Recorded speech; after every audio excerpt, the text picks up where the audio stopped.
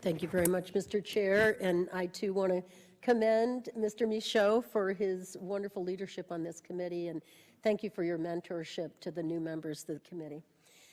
I just wanted to ask a couple of questions. Mr. Downing, nice to meet you. You have a project that we're trying to get off the ground in my district of Plymouth, New Hampshire. Yes, ma'am. And I understand we've had some zoning board issues with a couple of the sites, and I'm very hopeful that we'll be successful with this site that you're looking at I now. think we are. We had an offer that was accepted on the property. We're trying to work out the terms of that right now. Terrific. So, and we've talked to Taylor Caswell, and we're moving ahead and doing applications on the financing.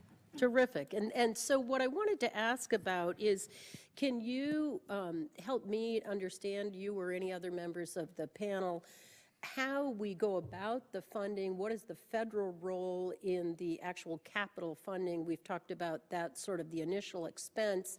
I'm very confident in the model that you're choosing of relying upon our community providers.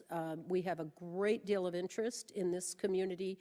It is rural, but we have strong support, and I'm very much looking forward to you coming to New Hampshire because, as they've told me, you're the gold standard, and we have a great deal of need in that region.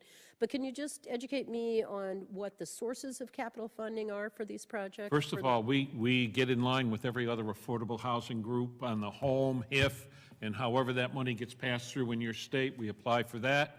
Tax credits, both federal and state then, become issues, and we apply for those where they're applicable. And then we normally have approximately a 20% shortfall on anything we're going to build. And we usually go out and borrow some of that money and see what we can fund develop for the balance. And then that's how we put our model together. There are two other models now that are really, we're looking at. One that I'm doing in partnership with a major tax credit provider, and they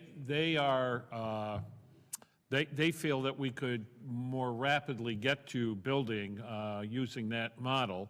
And I've just met with a major defense contractor, and we're going to be meeting with them about buying the credits at $1 on $1 for veterans housing. And if we could pull that off, it would then really rapidly increase the time so that, give an example, in Plymouth, New Hampshire, now that we finally found a piece of land and we're all in agreement, the price is fair, and we're all moving forward, it would be, with a more streamlined model, we should be able to start building in 18 months.